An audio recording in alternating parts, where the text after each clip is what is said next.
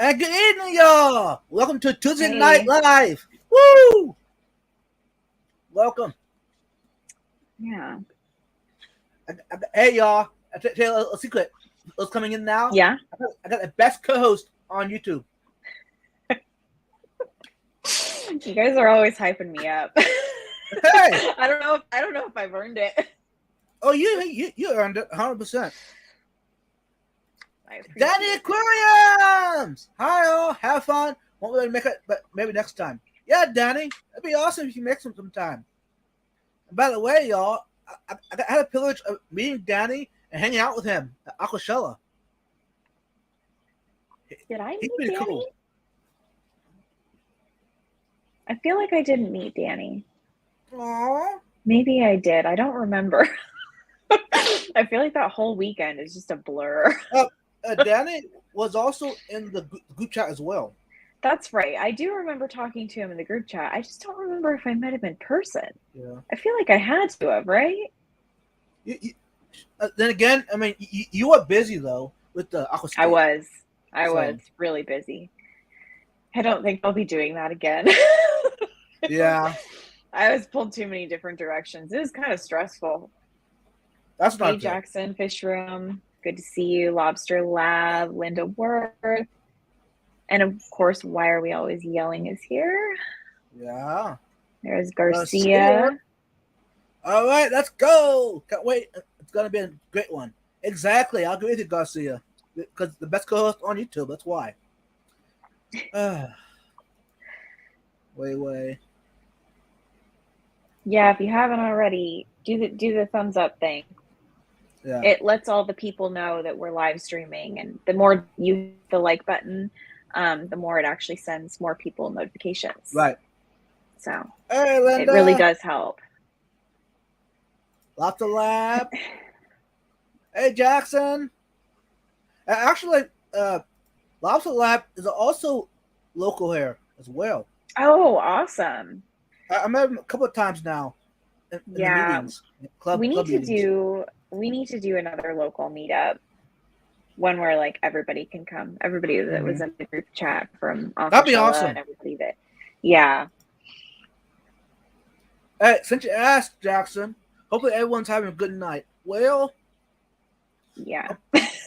eh, my hey, for those that do know, I have my tooth pulled out, wisdom tooth, and that's why last week we didn't do a live stream, and I'm Yeah. still recovering from that. So I did take some painkillers before we went live, but the not toy kicked in yet. So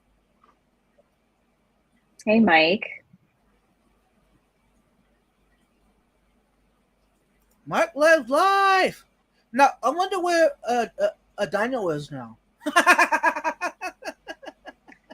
Oh man. Ancient Dash Aquatics. Yeah. He always gives me a hard time. Yeah, but hey, he's awesome. Oh yeah. Okay. Getting teeth. I had all four of my wisdom teeth removed at the same time, and it was so brutal. I really feel for people who have to go through oral surgeries because that type Yeah, of pain is just, it is the worst. yeah. Hey, Oh, thank you, Serena. Garcia. I am switching up my fish rack system. So I've purchased an 18 by 24 wire rack. And I'm going to put another rack next to it I'm essentially going to build rimless tanks that will fit these racks really nicely. So my fish rack will actually look like aesthetic.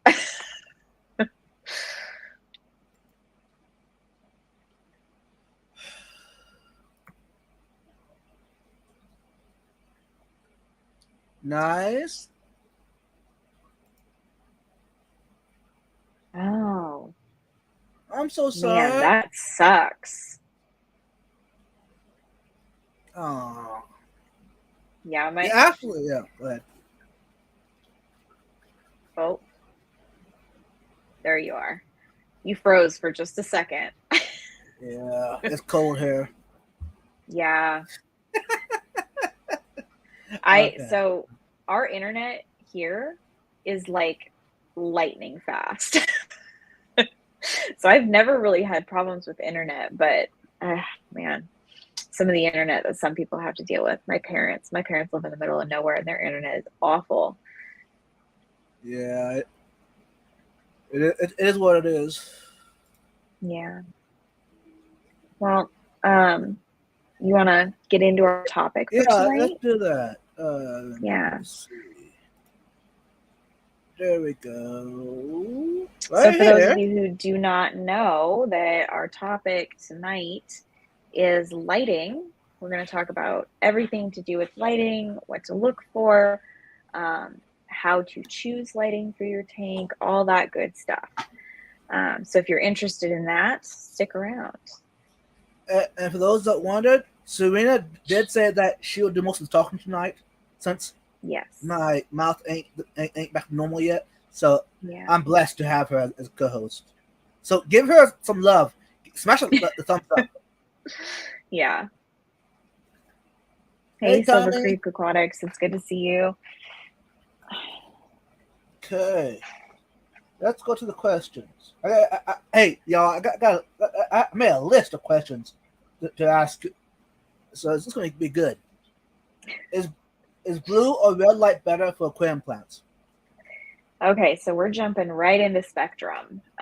Spectrum is something that there's a lot of information out there and it's not very digestible.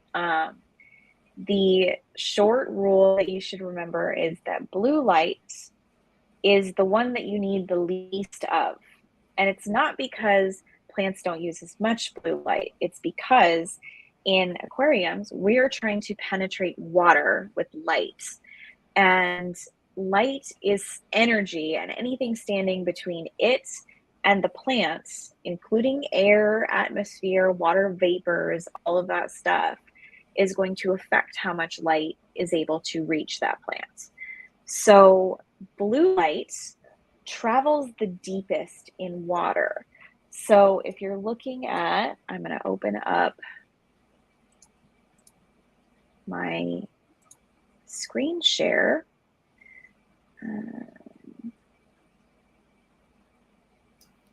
This is going to be How good. do I do? There we go. Okay, so right here, this is the diagram we're looking at. So this tells you the visible light spectrum between, because it's showing UV as well, but that's not visible light spectrum. We're only focusing on the visible light spectrum because that is what plants use. Mm-hmm. So 400 nanometers to 700 nanometers is going to be your range, right? Those are the only colors on the spectrum that we really need to pay attention to. So blue light in this, 480 range right here, 480 nanometer range. So pretty close to 500. That is going to be the light that reaches the deepest down. So most of this light is being prioritized by species of algae. Mm-hmm. Algae has evolved to utilize blue light primarily. And this is going to be different for saltwater. So if you're in saltwater, it's actually the opposite. But because of corals and everything, but that's beside the point. Blue light in this case is going to cause the most algae because it penetrates the deepest, and it also, algae is like literally made for blue light. So if you have too much of it, it will tend to outcompete your other plants and other, if you have like mossballs or something, that is technically an algae. But other simpler species of algae will take precedence and, hog all the nutrients. So what you want to do is you want to have a light that has more of this spectrum, more in the, 550 to 700 nanometer range. Mm-hmm. So you actually want the light to look more red, more, yellow in tone than blue. And we know that because if you look here, this is a description in Kelvin of like the color spectrum. When you look at a light, and it's like, say you're looking at LEDs and like Lowe's or something, and you want to, I don't know, try a budget option, that light is going to be like the color is going to be represented by kelvins. So, this is the reference for what the LEDs might look like, but, this is what you're looking at here. And one of the most effective lights for growing plants is really expensive and really energy heavy, so I don't ever recommend it. But high pressure sodium lamps are in like the 20, what is that? Yeah, I think that's about a little under 2000, maybe right at 2000 Kelvin is what your high pressure sodium lamps are going to run. And those are considered the best, like the gold standard of plant growing. You don't ever want to do that with aquariums because the lighting fixtures and everything, they're just really expensive. But a lot of the old school guys will tell you that high pressure sodium is like the best way to grow aquarium plants. And actually, a lot of corals benefit from high pressure sodium as well. Okay. So, but this range up here is where you see a lot of commercial aquarium lights. And that is why a lot of people have algae problems with LEDs, especially cheaper LEDs, because they might look really nice because they're really bright white, even a blue tone. They'll make your plants and your fish look really good, especially fish with blue in them. But it's also going to end up causing more algae. And a lot of the cheaper LEDs utilize these brighter white LEDs because they can use less of them and it still appears to the human eye brighter, if that makes sense. Mm-hmm. Yeah. So when you're looking for color spectrum, you want to stick with this range right here. Try to I mean, you still have to have some blue light present, but as long as you have a white LED diode, there's going to be some amount of blue light. So you can Yeah. remove blue from the spectrum entirely. If you have like a Fluval or one of those like app programmable ones where you can like fix the spectrum. The blue, if you have the white maxed out, it'll have a mix of blue in it. But you want to add additional red and green spectrum because contrary to popular belief, there are actually studies that have shown that plants do utilize green lights. So all of this right here in this light spectrum, that's your deepest reaching light, spectrum component that is not going down to the point where algae would take over. Yeah. So, and plants do utilize some of this. So anything that is more yellow in tone, it may not be as visually appealing to some people, but it is ultimately going to be better for your plants. Okay. So, what would happen if I just had a red and yellow lights? And that's it. Without any of the like blue spectrum in there or Yeah. white spectrum, you're probably going to start to see some stretching, like plants stretching for light, maybe losing their lower leaves if they're stem plants. But generally, if the light, because you want to go for what's still a white, considered a white light. Like none of these lights I would consider truly yellow or red, but they just have that tone to them, right? So like even the 2700 Kelvin, right here, the high pressure sodium lamps are actually going to look way more red in tone because they're so much further down on the Kelvin spectrum. So, and Kelvin it's weird that we talk about light temperature in reference to Kelvin because Kelvin is actually a measurement of temperature.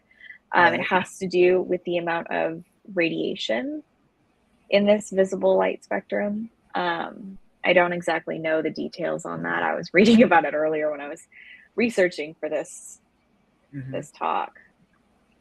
So, how many lumens of a light do you need for aquarium plants? Okay, so that's kind of a difficult question to answer because the truth of the matter is lumens is not a very accurate representation of how bright a light is. Par is an accurate representation, but par is also not very definitive because it changes. Like, so for example, your light, if it's, because essentially what par is, I should define it so people understand like what the measurement Go is. ahead. It stands for, photosynthetic active radiation. So it measures the active radiation of photons as they move through space. So because these photons are passing through water, different depths are going to make a difference. Whether there is a barrier in between the light and the aquarium, like a glass lid, that's going to make a difference on how many photons actually pass through and reach the plant. So essentially what you want is a light that is bright enough to make your tank look good, and then you kind of tend to alter the other parameters to fit if you're on a budget, for example. So like if you want to go the cheaper route, get an Amazon light, something that's, you know, really inexpensive. I'm actually using Amazon lights on these two tanks, but I use really low light in all of my breeding tanks, but it doesn't really matter. But then you could cater like your nutrient levels, your CO2 to that low lighting to keep algae at bay and to keep things balanced. But if you wanted like really, really high lighting, I mean, pretty much your only options are your Chihiros, your ONS, Kessel, you know, all of those big name brands.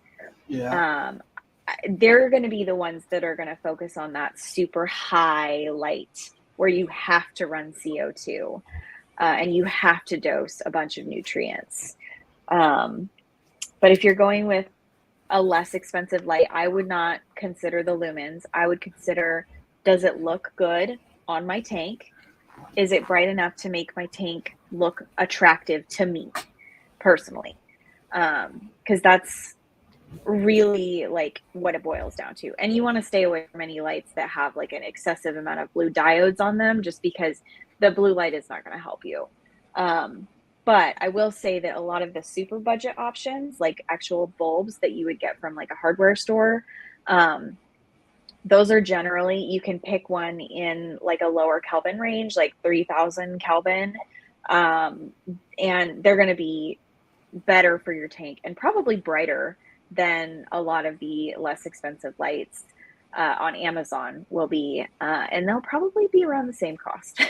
So if you're on a budget, I would encourage you to kind of break away and go for like, I don't know, I've used shop lights before as aquarium lighting, and they work great.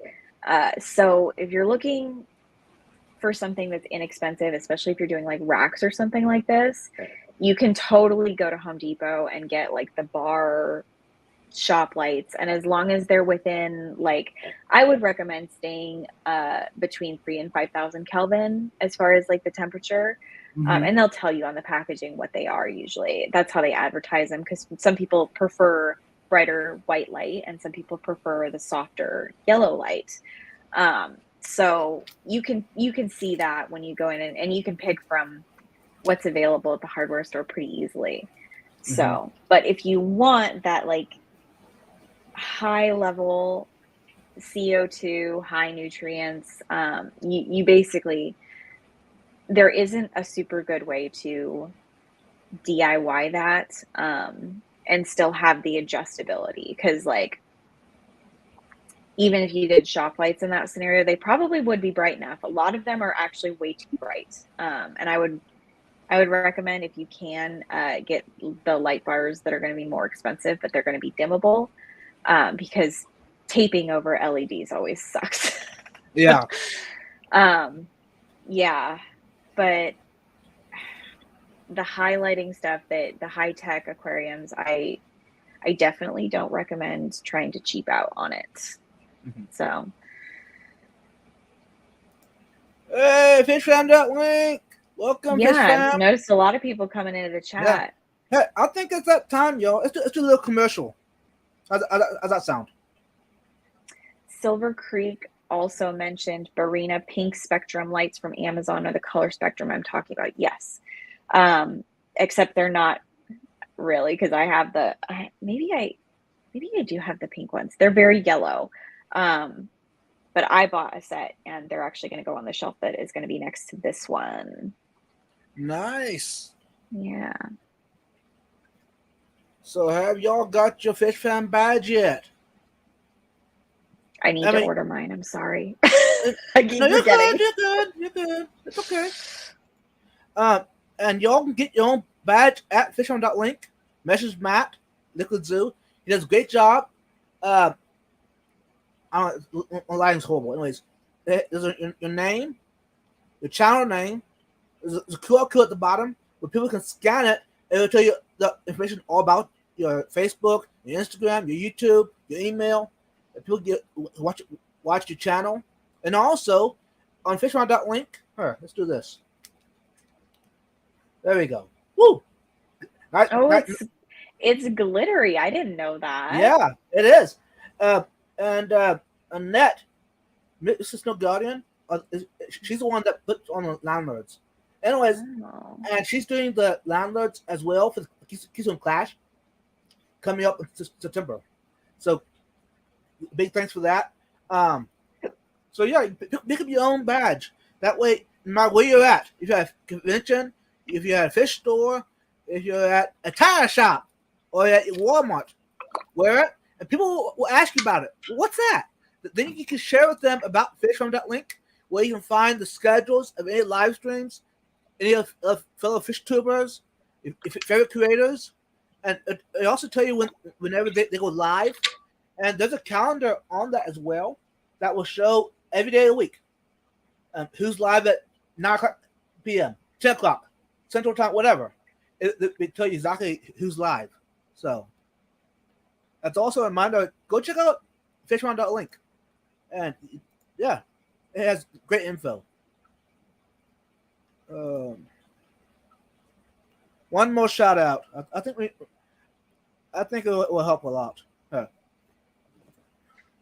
those that don't know, we do have a fellow fish tuber, a curator in the hobby, that has made her own book. Reading Nicodina Shrimp for Profit by Emily. She did an amazing job telling you how to breed shrimp for profit, about diseases, about quarantine. Beautiful, the pictures that she put in there, she did an amazing job. It's down to the T. So if you ever want to get into the hobby, the shrimp, I'll tell you all about it. Also, do a shout out for Jimmy P. This book was dedicated to him. And y'all, you can pick your own book like this off Amazon. For those that wondered. I need to make an order. Yeah. You know, I'm obsessed with aquarium related books. Yeah. And when I found out that Emily, hey, let's do this. Can just do well. But when I found out Emily did her own book, I had to buy one. So that's what I did. That's awesome. I'm blessed to have a fellow fish tuber book in my house, which is awesome. Hey, for those that missed out on Dallas Aquashella, there is another one coming up this fall, in November, Daytona, 4th and 5th. So plan around for that. Schedule it. Put it into your plans, and go meet your favorite creators. There's hundreds of people, fellow hobbyists, local, Yep. people fly in all over the world come to the events. And for those of you who aren't aware, we met at Aquashella Dallas. So that's how this whole thing got started. So see, Aquashella has a silver lining, y'all. Yeah. All right. So that was awesome. Hey, I'm quick do a little. We have a bit of time. Here, let's do this. Yeah. Let's give you some ideas of who you might meet at Aquashella. Yep. Let's do a run through some of these people. They're amazing, y'all. I'm blessed to call them fellow hobbyists. Isaac asked, how's your tooth? It's pretty sore yet. I'm on painkiller. The painkiller is still kicking in, so I'm feeling better a little bit, but we'll have to give it some time. Yeah, and if anybody has any questions about lighting that I have not already gone over, you can pop that in the chat. And of course, y'all, I had to get the best curator out there. All right, I'll stop and give you a hard time. Okay, Do you have more questions? I don't remember the list. I got it right here. Okay. Miss, welcome. Hold on. And if I act a little not all there, I'm on meds, so that might be messing my brain a little bit. But yeah, I think that's excusable in your case right now. Thank you. You're fine. Top fan, welcome. Hey, Jay, another guy. Welcome. Wow, Anthony's here. Dr. Anthony, welcome. So, have you met him yet, Serena? I don't think so. Actually, right now, he's over in Peru right now. Oh, wow. Yeah. I actually had him as a guest a while back on the Saturday Night Live.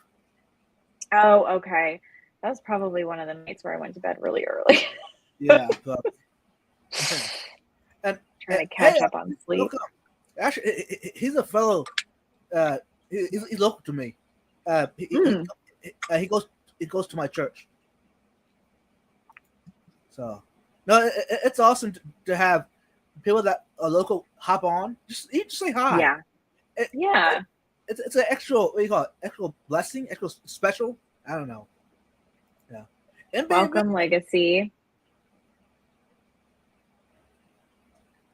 And MB Reeves. Who else is here? Hey, Matt's here. What's my favorite aquarium light? Oh, I know what you want me to say. I actually have not tested the aquarium co-op lights yet. So I can't tell you whether I actually like them or not. I'm sure I will. They essentially have what I want in an aquarium light. The lights that I have back here are the Lomini lights from Amazon. And they're like the bar 20 or something like that. I don't think they're made anymore, but they're just a simple, like, warm toned white LED with a dimmer switch on it.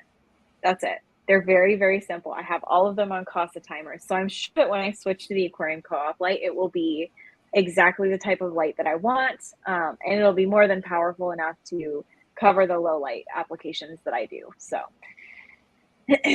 I can't officially endorse it yet, at least not as a user. I can as an employee. Honestly, I have to tell you, customer service, like warranty issues, the lights are really, really solid.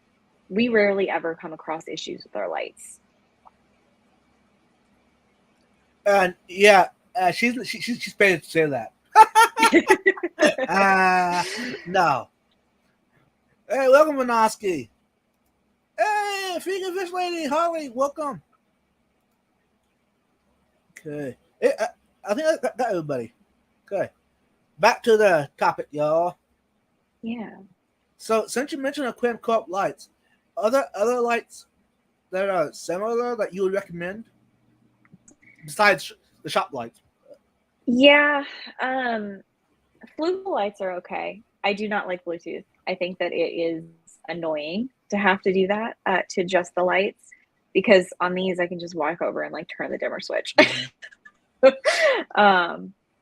But I will say that the quality is really good, and they have a 3-year warranty, and most of the other lights on the market can't really compete with that, or they're like wildly expensive. I also have heard good things about the Chihiros and the ONF Nano, but they're on the higher end of the price spectrum, and they're also very small light made for nano tanks.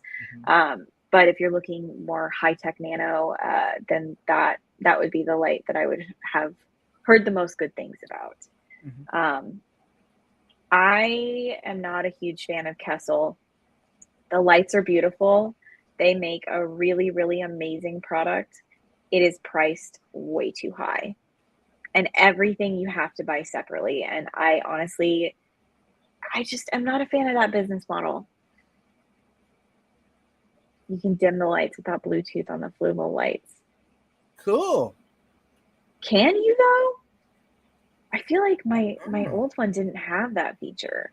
It has been quite a few years since I've owned a Fluval light. I think the last one that I owned was a 2.0. So if they've changed significantly since then, I wouldn't know because I haven't had them. They're a little pricey for me because most of my tanks are so low light anyway that I can get away with using the cheap stuff, and it doesn't really matter. I guess I need to give it a try. I got like 2 or 3 of them right now in storage. I guess I need to pull them out. Yeah, Fluval, yeah. Yeah, I like them for the fact that, they're pretty reliable. They generally are like good quality. They can be, dunked in the water and they survive. My Fluval 3.0, you can dim by pressing the button. Oh, okay. So they had to have changed that between the 2.0 and the 3.0 then, because I own the 2.0 and I was really annoyed having to go in the app whenever I go to take photos because I turn the lights up to take photos. Yeah. No, I'm actually changing all my. You hate it? Matt just said he hates it. Yeah. Why do you hate it? I'm curious now. What is your reasoning for not liking it? Because mine is just like I don't want to have to go into the app every time I have to change the lighting. But I'm curious to see what your take on it is. I would imagine if you had a lot of them, like if you had a bunch of different ones in the app, that could get like chaotic to organize and look at. Because like all of my Casa switches are the only management that I do, and most of them are on the same schedule. I actually do lower lighting with more hours. So most of my tanks are on for anywhere from 8 to 14 hours. Oh, wow. Yeah. So, and it's because I'm mimicking a natural daylight cycle. So for higher light, I usually have less hours. My bookshelf tank, I have higher lighting on because I've got some higher light demand plants. I don't like the app. It feels cheap. Yeah. Okay. The app is still the problem. Yep. That's the thing, is I don't want to deal with the app. Just give me a dimmer switch, please. There was a light, I can't remember what it was called, but it had like a remote where you could adjust the spectrum with a remote and then just have a timer. Matt, yeah, the inline control is like it's a game changer. Once you just have that simple dimmer switch, it's so nice to just be able to go, and adjust it as you need to. And it's also really easy to be able to predict how that light will behave on another tank with another like planted setup. So if you've already used the light at a particular setting in one tank, where you've got similar plants, you kind of already know where you want to start at with your new tank. Because one thing about aquarium lighting is you have to set it to, so what I tell people is how you find your ideal lighting level is you set it to what is appealing to your eye and set it on a 10-hour schedule. If you get algae, if you want to keep it that brightness because of how it looks to your eye, then I would recommend backing down 2 hours from your light schedule. And, then wait for at least 3 weeks. Take out as much of that algae as you can manually. Wait a few weeks and see how it goes. If it improves things, then just leave it where it's at. You kind of have to play this like guessing game when you're getting your lighting figured out. The balance of your aquarium is really important. So I'm actually going to bring up my little drawing here, my terrible little drawing. Where did it go? About the balance of your aquarium. Here it is. You ready? Yep, go for it. So this is essentially what you're doing with your tank. You're balancing. So all three of these are in harmony with each other. And different levels. Thank you, Cora Works. I did see you pop up there. I want to just say hi. Oh, thanks, Cora. Yeah. So sorry about the Wi-Fi. Yeah, that sucks. But this is a representation of plant nutrient utilization. And do you see how large this carbon section is? Most of that carbon is coming from dissolved carbon dioxide in the water. It's also going to come from carbonic acid and dissolved carbons within the water column. But most of that is going to come from carbon dioxide because that's going to be the most bioavailable to your plants. So that is usually your limiting factor, and that's the one that you should be playing to. That that CO2 content, which is going to be naturally higher in lower pH aquariums. And, of course, aquariums that are being injected with CO2. Mm-hmm. But the lower your pH, the more readily CO2 stays dissolved because carbonic acid is more likely to form, and CO2 and carbonic acid are equally, they're basically the same. So carbonic acid is what's super acidic about CO2, and it's why it eats your tubing if it's not CO2 safe. But this is the balance you're trying to maintain. This number, unless you're injecting CO2, this is not really something that you can mess with. We can cater the nutrients and the light to balance this out, though. So that is your goal when you're messing with a planted tank. Hey, Betta Aquatics, it's nice to see you. I saw Freaky Fish Lady pop in as well. But yeah, so when you have this being your limiting factor, if you inject, that's not a limiting factor. But if you only have so much CO2 in your aquarium, then your nutrients need to be lower and your lighting needs to be lower. There are some people who say that light is never going to cause algae if your nutrients are in check. That's not necessarily true. I know that there are some people out there who've been in fish keeping for a very long time, and they are just absolutely convinced that if there are no nutrients for the algae to feed off of, then you can have as much light as you want. And in some situations, you may be able to make that work, but you're not going to be able to make it work without starving your plants. So, because we're not testing the water for all of these different nutrients, especially like iron and trace elements. And I just want to point out that iron and trace elements, very low percentage on this list. So if you have, and I mean, same thing with calcium and magnesium. So this is your entire mineral content right here. And, phosphorus and potassium. Those are also going to add to the general hardness of your water. But nutrient levels in the mineral column, very low. So if you are struggling with algae and your water's really hard and your pH is high, this is likely why. When you have excessive mineral content in your water, you're going to be way more prone to algae.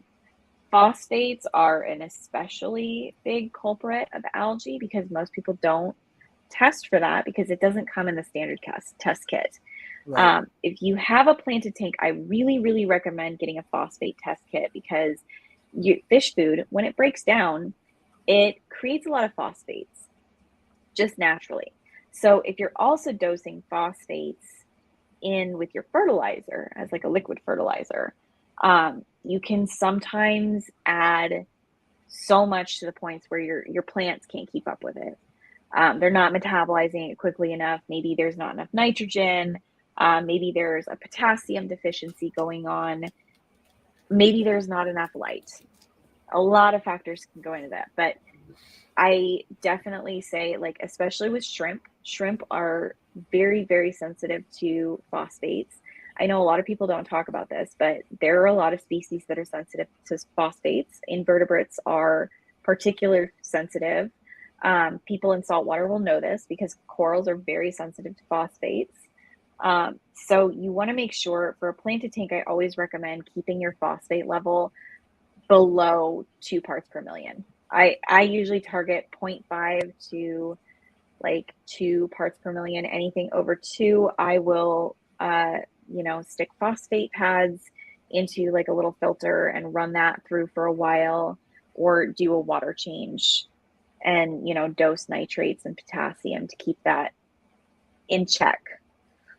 Mm-hmm. So this balance, all of this stuff is a factor. You can't just, when you talk about aquarium lighting, you can't just talk about the lighting because all of this stuff is related. Your plants have a metabolization process that they have to go through. And if these things are not lined up properly, it can only consume so much light and so many nutrients if it only has so much CO2. Right? I know that was a lot. That was a lot. I'm Yeah. still letting it all soak in yet. Yeah. Do you guys have any questions about this stuff, or if you need me to clarify, just let me know.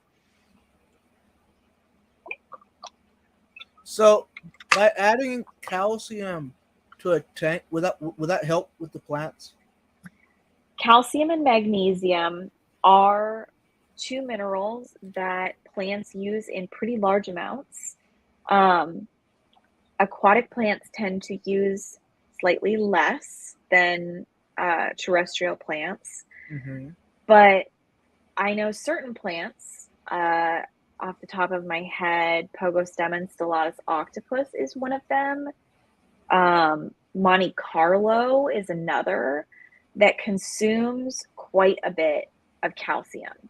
So adding calcium to whatever your fertilizing regimen is can be beneficial. It may not be necessary because most tap water has plenty of calcium and magnesium in it. Right, I use RO water. I have to remineralize. So I'm adding calcium and magnesium to my water every time I do a water change. But, my fertilizer also has a little bit of that in it. And I also I can dose, like, for example, I have calcium nitrate powder that I can dose if I feel like my plants are like starving for calcium and nitrate, which can happen in my blackwater tanks because the water is so soft. Right.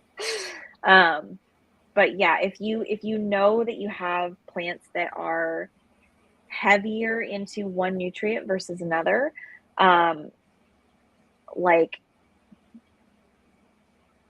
root floaters. Red root floaters will consume a ton of potassium and nitrogen. So, and because they have access to atmospheric CO2, they will suck all of that out of the water. So if you have other plants in that tank, if you're not dosing like pretty regularly to, add to the nitrate and potassium that's available to your other plants, it's just going to be gone. you're going to cause deficiencies in your other plants because that red root floater is just hogging the crap out of it. Floating plants in general, I would not recommend keeping floating plants on any sort of tank that has stem plants, any stem plants, any sort of like primarily column feeding plant that is not going to be like a slow growing, like a Nunubius or a Java fern. I actually think Java ferns need quite a bit more nutrient than most people think they do. I find that they are potassium hogs. So if you have a lot of Java fern and you've got like brown spots all over it and it's got like pinholes in it and stuff, start dosing potassium. That will probably fix it. So, and I also think that like certain plants are truly low light plants. You will get algae on them if you don't put them under low light. And back here, this tank on the bottom shelf is full of Subwasser tang. And that plant in particular is super low light. Like if you put bright lighting on that stuff, it's just going to get covered in hair algae. Right. So, how does this lighting all affect when you have black water or high tide? So, it blocks a lot of it. That's the great thing about black water. Also, the not so great thing because you do have to buy brighter lights to grow plants in black water. But the benefit to that is you've got a lot of red tones in those tanks. So it's going to be because green cancels red, and blue is close enough to that green spectrum that red tone will cancel out some of that blue light. So I find that I hardly ever have algae issues in my black water tanks. And some of that does come from the fact that all those decomposing tannins in the water, it's more likely to have a lot of carbon available because carbonic acid is going to be present, the pH is going to be lower, the dissolved carbon in that system is going to be higher than in most of my other tanks because I'm using sponge filters. And they're totally clear. So we've got a lot of aeration going on and, nothing blocking that blue light. But yeah, my black water tanks, I hardly ever have algae issues in them. It's one of the reasons why I love black water so much is because I still don't have to do as much maintenance to keep them free of algae. And like, it always looks nice, you know? Do the lights need to ramp up and ramp down? No. Okay. It's nicer for your fish, but the plants don't care. Right. But if your fish are used to it, it'll eventually be a habit, right? Or no? I have fish in a tank that still gets spooked by the light coming on, and it's been like 2 years. Oh wow! They're tetras, so like they're spooked easily anyway. But yeah, I mean, I have some plans in the works. But one of the things about the co-op light that is really nice is the light doesn't suddenly just click on. It kind of like dims and like ramps up. It is a quick ramp up, but it's not sudden enough that it's gonna spook your fish. And I really admire how they did that because they did it in such a way. When Corey designed that light, he did it in such a way that it saved a bunch of cost. It did not overcomplicate the technology, which creates like a really stable light. Like if the technology is very simple, fewer things are going to go wrong. And he tested that light for a crazy long time. I think it was like two or more years. But it paid off. The new versions of the light actually have a digital display on them that shows you the light percentage so that it's easier to tell, like, what you're at. But so since the light's on 8 hours, 12 hours a day, will that affect how strong you need it? If you have a dim light, could you have it on longer? Yeah, so that's kind of what I was going over in the beginning with the photo period. Mm-hmm. Brighter lights tend to require you to have a shorter photo period. And a lot of high-tech tanks will run on a shorter photo period because I don't want to fully explain the science behind this because I don't think people are going to be interested. But Mm-hmm.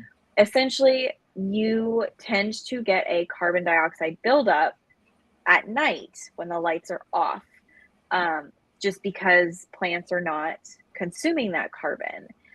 In fact, they're consuming a little bit of oxygen instead. Mm-hmm. So you tend to get like a carbon buildup the longer your lights are off. So in a lot of the setups that have brighter light, you can get away with, essentially like supplementing your carbon content by having a longer darkness period than you would a light period. Um, but yeah, it's all a balancing act, and honestly, this is something you really have to experiment with yourself on like a lot of different tanks Mm-hmm. because you know every plant is going to be different in terms of need.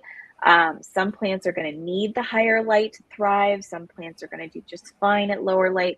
I find that most aquarium plants that are like true aquarium plants do perfectly fine under low lighting.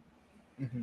I've never had issues with most plants under low lighting if my photo period is long enough and if I have enough carbon dissolved in the water. Right. Because as long as you have those needs met and you have the nutrient need met, as long as your plants are getting enough energy from light to metabolize those things properly, then you can get away with a lot. You Yeah. really can. And Welcome, June. it is definitely just a balancing act. The more you mess with it and the more you pay attention and be present and observe what's happening in your tank, the better you are going to understand those relationships. Right. And over time, once your plants are growing, will you have to keep adjusting the light over time? Honestly, I have adjusted the light a few times in certain tanks. Um, Sometimes I have to back off on dosing on a tank, and the plants are getting larger and they're demanding more in terms of like nutrients. So I will turn back the lighting to slow their growth deliberately so that they don't get nutrient deficient. Right. So that would be a situation where I might do that. Or if the plants are like outgrowing the nutrient levels that are naturally available in the tank, I might dial the lighting back a little bit to maintain a certain level instead of, allowing those plants to continue on the path that they're on, which would eventually develop nutrient deficiencies. I see it most often in Anubias, where people keep the lighting at a certain level, and at a certain point, the plant gets large enough that suddenly there's not enough nutrients to support it with the amount of light that's coming through. So it starts to develop holes in the leaves or it drops its lower Mm-hmm. leaves.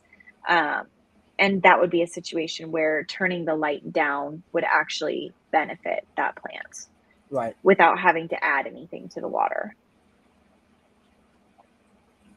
Awesome. Yeah. If you have any questions about what we talked about, please ask away. Yeah, I feel like chat's kind of quiet tonight. Yeah. Maybe because you're answering all the questions, and the brain's trying to catch up with what you're saying. I know. These topics are something that like I have researched this stuff to an insane level. um because I have to just understand how all of it works. And I'm just totally aware that most hobbyists will never need this level of explanation, but you still eventually develop the understanding based on your experience level. So the longer you're in this hobby, the more you're going to understand about the relationship between these things.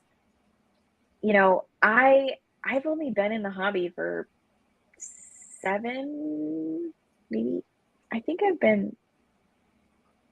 at like 8 years now, 7 or 8 years. Mm-hmm. But for somebody who's only been in it for 7 or 8 years, I have an insane amount of technical knowledge. The only reason for that is because I'm obsessed. Most people will just learn this stuff based Right. on their own personal experiences and what they've had success with and what they've had failures with. Mm-hmm. And sometimes it's based on just advice of other people too. Some people just know what somebody told them once and it's worked for them, so they've just continued on that path. Mm-hmm. Hey, Hey, Atkins. welcome in. How you doing? Glad you're here. You think people want to see an unboxing tonight? What are you unboxing? You didn't tell me you had something to unbox. It's a package that came in. Well, let's see it. Let's see what you got. But what if it's boring? Is it boring? I don't know what it is. I think I know what it is, but I'm not quite sure. Well, So, let's open it and see what it is. all right. She's told me to do it. Okay, let's do it. Let's Yeah. see what I can do. Clear the screen up a little bit. Nobody's asking any questions, so we might as well. Yeah. Let's do it. I'm gonna build my screen up that way you can see what's happening.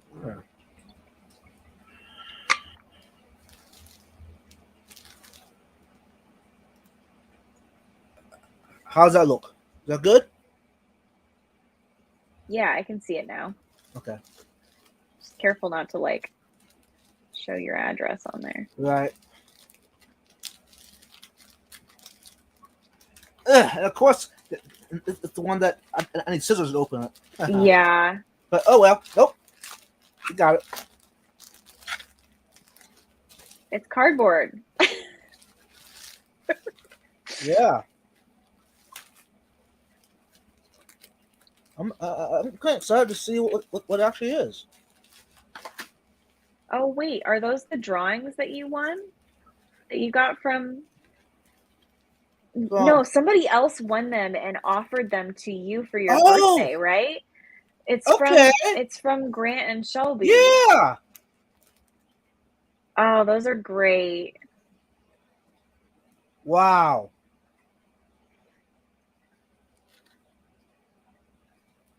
Ah.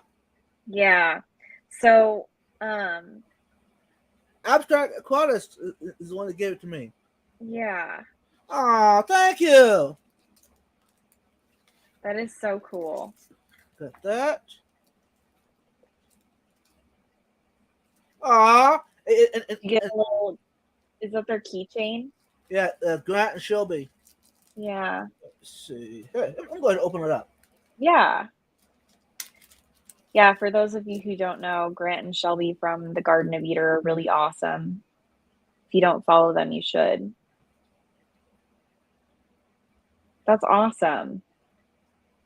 Then, of course, their sticker. Yeah, they have like some incredible shrimp. Yeah, the best ones around. Yeah. And also, yeah, if you want high quality shrimp, that's a great way. And this one's a special one, y'all. I didn't realize this was coming in. Thank you, Grant and Shelby, and the family. It says happy birthday vibes from the Eder family. Yeah. Aww. That's really cool.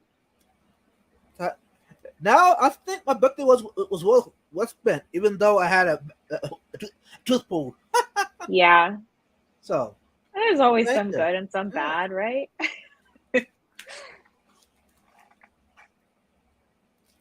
Yeah, if those wondered about getting your own Sam Skill paintings, you can get them at Aquashella as well.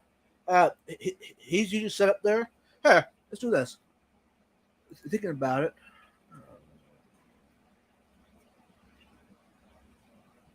Right. Thank you. Why are we always yelling for posting their link there? And this is Sam Skill for those that don't know. He's an amazing artist. He's the ones that did most of the paintings I have in my house. He did. Yeah. So so eh, so Sam, if you're here anytime, thank you, bro. Keep doing what you're doing. I'll definitely hang out more with you next time. Another quick rundown through what came in. Beautiful shrimp. Now I can tell people I have the garden eater shrimp in my house. Yeah. Thank you, Abstract Quest. You're awesome. And of course, the garden eater sticker and keychain. Wow. Yeah, this came in right after my birthday. So I was getting excited to see what it was, but I said, nah, I'll wait to a live stream to unbox it because I feel that this is part of the family, so y'all deserve to see it as much as I do. So Yeah.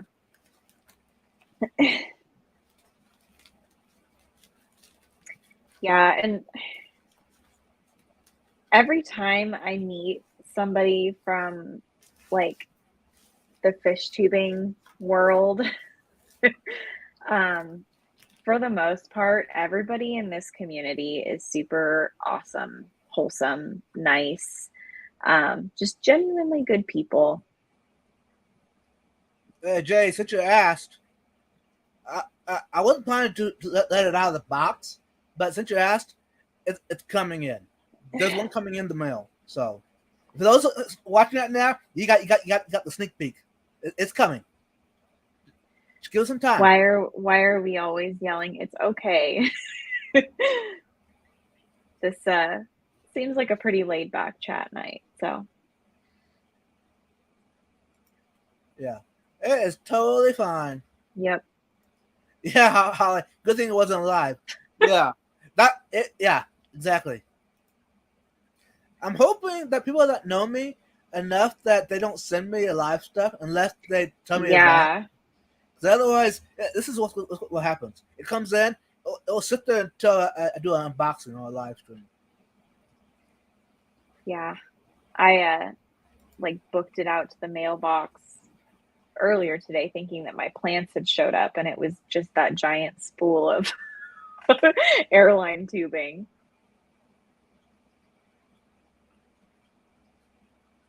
Oh my god. I remember that. Were you the person that glittered me? Aww. Okay, please go connect with me on Instagram if you haven't already. That was like one of my favorite interactions. If you're the person that I'm thinking of, I definitely want to be friends. That's sweet. Yeah.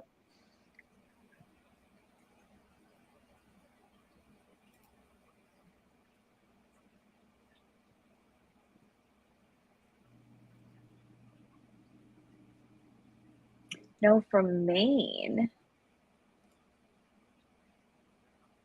Okay. Yeah, please do. I'm Nirvana Aquatics on all platforms. So if you search that, it'll come up.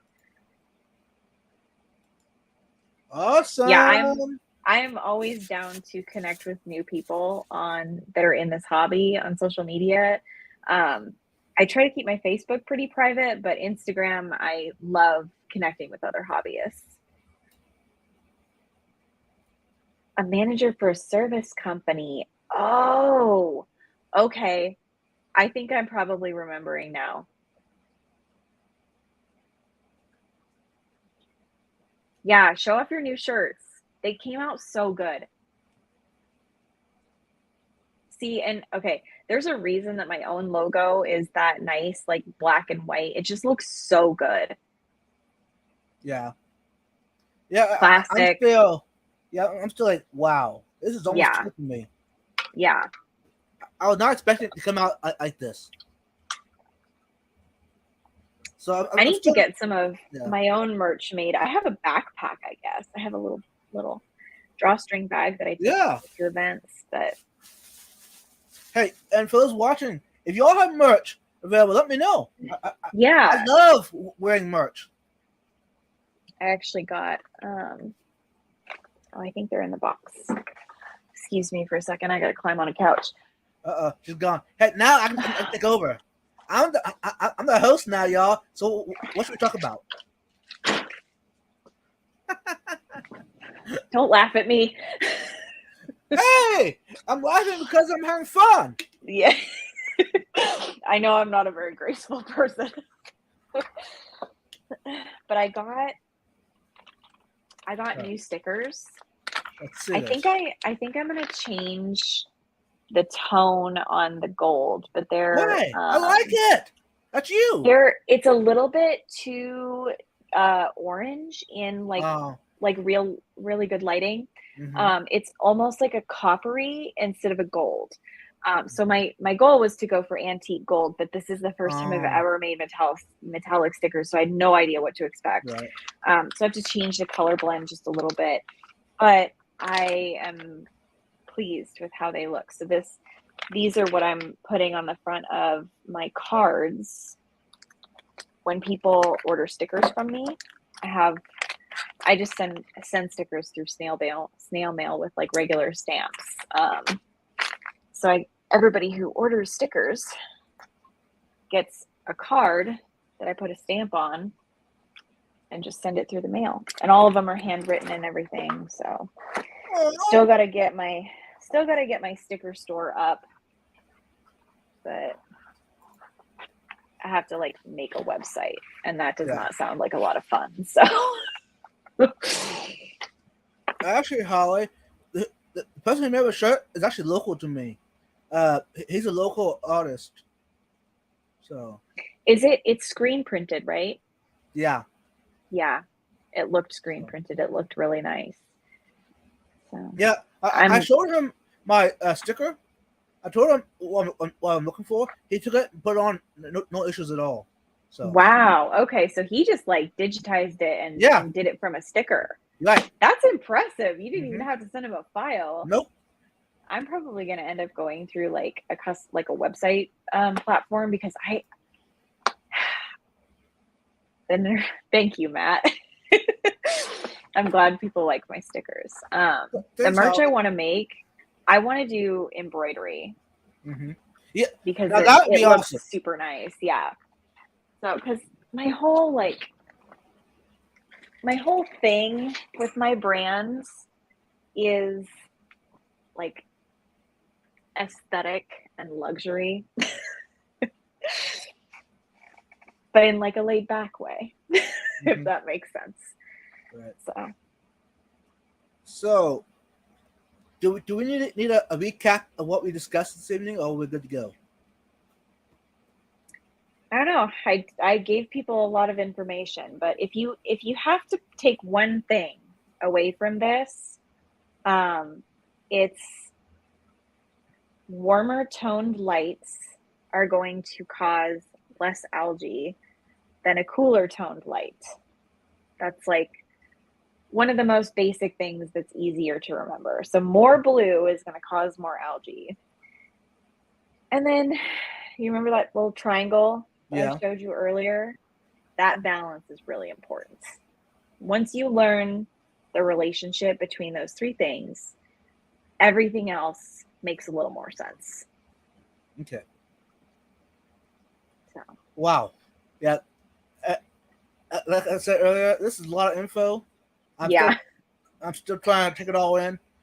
Honestly, this probably should have been a topic for like a video, so I could like write a script, and so it wasn't so like info dumpy. But I mean, I do know a lot about the subject, but carving the like hardcore science out of it is really hard, because that's how it works. Like the science is super important for being able to understand it without experiencing it yourself. Right. So yeah, for those that are watching it, I appreciate it. And I forgot to mention at the beginning, those watching replay, thank you, appreciate it. Yeah. And don't take what we said tonight as the truth. Do research about it. Yes, research your own stuff. There was a moment on live stream last time, I think. I think it was last time. Yeah. Where I was wrong about something. And so I'm just going to like talk about it. When Serena talks, I feel dumb. Oh, I hope not. That's not my intention, guys. I'm not trying to make you feel dumb. It's how my brain works. Sometimes I can't tone it down. So I had said that salt alters the pH in your water. That is not true.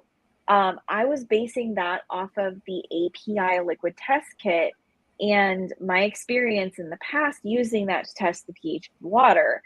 And what I didn't take into account was salt content is going to change the results of your pH kit because salt water has a different color card than fresh water. And this didn't occur to me until much later. I think it was like several hours after we ended the stream.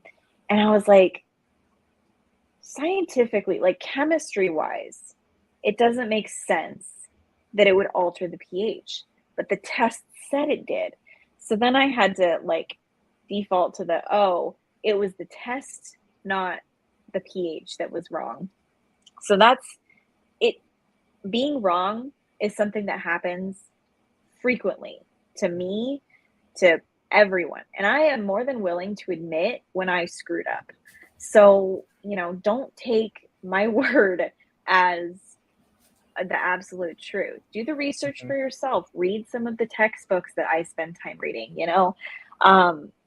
if you really want to understand what's going on in your aquarium, read about it. Look at diagrams. Pay attention to the forums and the Facebook groups and look at problems other people are having and research how to solve those. Some of the best learning that I have ever done for myself has been like aimed at helping other people solve their own problems. So, researching stuff for yourself is a really important skill that I really encourage everyone learn. Mm-hmm. No way, Garcia. When's this? Do it. You got it. So here's your encouragement, Garcia. Just do it, and we want to see what you got. Just do a live stream. Come on. He just said, has anyone seen my new video? I haven't seen your new video. No, I haven't, Garcia. No. When did you post it? I've been working all day, though, so I haven't really been online. And those that are wondering, Garcia is my co-host for Saturday Night Live. So yeah. I hopped into a Saturday Night Live once, but yeah, Matt, it was good to see you. Thanks for stopping by. Hey, and also update y'all. This coming Saturday, I'm not planning to do a live stream. I'm not saying that I won't do a pop-up, but the scheduled live stream not gonna happen. I got some family issues. No, I'll tell you about not issues. My bud's getting married. My bud's getting married, so yeah. And that's more important to me than to do a live stream. So yeah, YouTube can only be so important. You gotta prioritize real life stuff too. Right. So I might do a pop up. I don't know. I don't know what the future holds. So, but other than that, it'll be next Tuesday for the next scheduled live stream. So, thanks for everyone for being here. Garcia just posted the link to his new video. So for those of you who haven't seen it, go pop over and watch that. Yeah, do it, and give it a thumbs up, and do all the good comments. That you just smash it. I mean, yeah.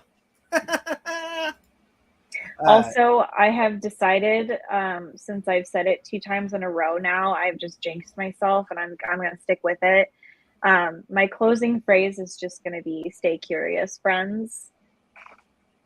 I like it. I feel like I feel like that's my motto now. I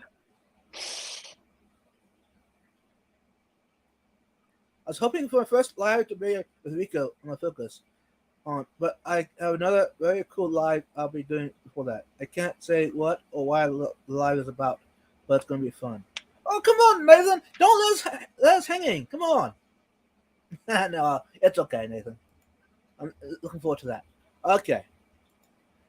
Stay tuned for more updates, and I try to keep you posted on my next adventure, but